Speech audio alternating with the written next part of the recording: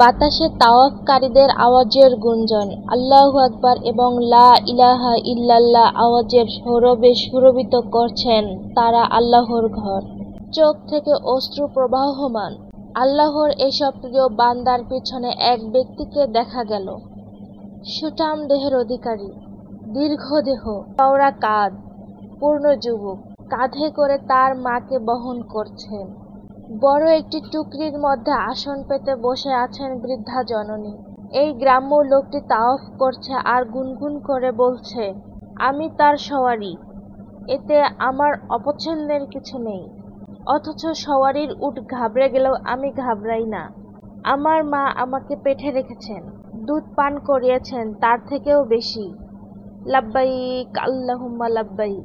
বাইতুল্লাহর এক পাশে হযরত উমর রাদিয়াল্লাহু তাআলা আনহার সাথে দাঁড়িয়েছিলেন হযরত আলী রাদিয়াল্লাহু তাআলা আনহা। তাওয়াফকারীদের দেখছিলেন। বললেন, আবু হাফস, চলুন আমরাও তাওয়াফ করি, আমাদের উপরও আল্লাহর রহমত নাজিল হবে। তারা দুইজন তাওয়াফ শুরু করলেন। ওই গ্রাম্য লোকটার পিছনে পিছনে তাওয়াফ করলেন। তার কবিতার জবাবে হযরত আলী রাদিয়াল্লাহু তাআলা আনহা বললেন, তুমি যদি তার সাথে সদাচরণ করো তাহলে আল্লাহর শুকর আদায় করো। সামান্য আমলের বিনিময়ে আল্লাহ তাআলা তোমাকে অনেক সওয়াব দেবেন। মদিনায় এক আবেদ জাহেদ যুবক থাকত। বেশিরভাগ সময় তার মসজিদেই কাটত। সেখানেই থাকত সে।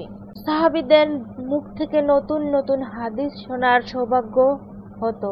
তার পিতা ছিলেন বৃদ্ধ। ঈশার নামাজের পর তার নিকট চলে যেত সে। রাস্তায় এক নারীর বাড়ি ছিল। যুবকের ওপর আসক্ত ছিল সে। চলার পথে তাকে পথভ্রষ্ট করার চেষ্টা করত। যুবকের পিছনে লেগেই থাকতো সারাক্ষণ। এক সময় সফল হলো। যুবক তার ডাকে সাড়া দিল। তার পিছনে পিছনে রওনা হলো। তার ঘর প্রবেশ করতে যাবে এমন সময় তার মনে ভেসে উঠল এই আয়াতটি, নিশ্চয়ই যারা আল্লাহ ভীরু হয়, শয়তানের পক্ষ থেকে যখন কোনো বিপদের আশঙ্কা হয় তখন তারা আল্লাহর স্মরণে লেগে যায়, ফলে তাদের চক্ষু খুলে যায়। এই আয়াত স্মরণ করার সাথে সাথে সে বেহুশ হয়ে পড়ে গেল। এই অবস্থায় তাকে তার পিতার নিকট নেওয়া হলো। রাতের 1/3 পেরিয়ে যাওয়ার পর তার জ্ঞান ফিরে এলো। তার পিতা বেহুশ হওয়ার কারণ জিজ্ঞাসা করলে সে সব ঘটনা খুলে বলল। পিতা বলল, বেটা, তুমি কোন আয়াতটি পড়েছিলে? সে ওই আয়াতটি পাঠ করল। আবারও বেহুশ হয়ে গেল। পাড়া প্রতিবেশীরা সেখানে জমায়েত হলো। তাকে নাড়াচাড়া দিল, কিন্তু তার প্রাণ পাখি খাঁচা ছেড়ে চলে গেছে। গোসল দিয়ে তাকে রাতেই দাফন করা হলো। সকালবেলায় হযরত উমর রাদিয়াল্লাহু তাআলা আনহা তার জানতে পারলেন। তার বাড়ি এলেন, শোক প্রকাশ করলেন। এরপর তার কবরের নিকট গেলেন। চিৎকার করে বললেন, হে উমর, আর যে তার প্রভুর সামনে দণ্ডায়মান হওয়াকে ভয় পায় তার জন্য রয়েছে 2টি জান্নাত। কবর থেকে ওই যুবক জবাব দিল, হে উমর, আল্লাহ আমাকে 2টি জান্নাত দিয়েছেন। আল্লাহর রাস্তায় খরচ করার জন্য, দান সদকা করার জন্য সাহাবীদের উৎসাহী করলেন নবীজি সাল্লাল্লাহু আলাইহি ওয়াসাল্লাম। তাদের মধ্যে হযরত উমর রাদিয়াল্লাহু তাআলা আনহাও ছিলেন। তার মনটা বড় হলো, মুখটা উজ্জ্বল হয়ে উঠল, কারণ তার নিকট সদকা করার মাল আছে।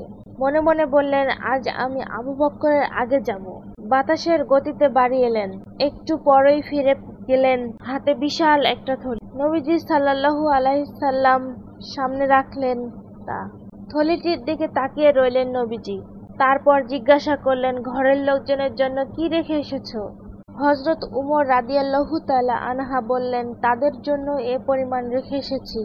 এরপর হযরত উমর রাদিয়াল্লাহু তাআলা আনহা নবীজির পাশে বসে পড়লেন। কিছুক্ষণের মধ্যে হযরত আবু বকর রাদিয়াল্লাহু তাআলা আনহা এলেন। তার হাতে একটা থলি। হযরত উমর রাদিয়াল্লাহু তাআলা আনহার আনা থলির থেকেও বড়। তা নিয়ে মসজিদে প্রবেশ করলেন, নবীজির সামনে রাখলেন। নবীজি মুস্কি মুস্কি হাসলেন, জিজ্ঞাসা করলেন, ঘরের লোকজনের জন্য কি রেখে এসেছো? সবিনয় জবাব দিলেন হযরত আবু বকর রাদিয়াল্লাহু তাআলা আনহা, আল্লাহ ও আল্লাহর রাসূল এর ভালোবাসা। বিষময় প্রকাশ করলেন। হযরত উমর রাদিয়াল্লাহু তাআলা আনহা বললেন, আবু বকর, কোনো কাজেই আমি আপনার আগে যেতে পারি না।